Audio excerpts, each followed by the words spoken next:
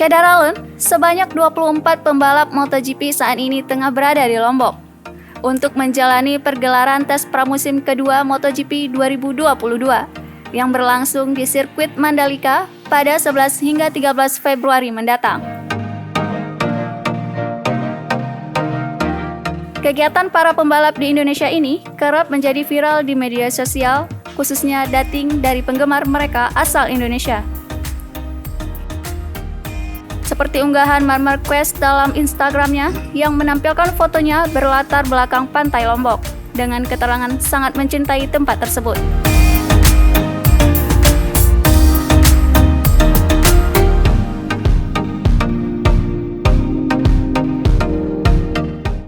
Namun, yang menjadi perbincangan adalah unggahan dari Alex Espargaro dan Fabio Quartararo. Kedua, nekat mampir ke konter pulsa untuk membeli dan mendaftarkan nomor provider yang dibelinya. Hal ini diunggah langsung oleh akun Instagram pemilik konter saat mereka menyambangi konternya.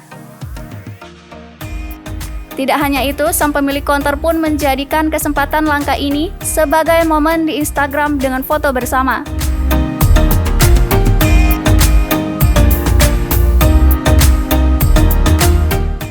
Seperti diketahui, gelaran MotoGP Mandalika sendiri akan menjadi balapan seri kedua di balapan musim ini dan bakal digelar pada 18 hingga 20 Maret mendatang.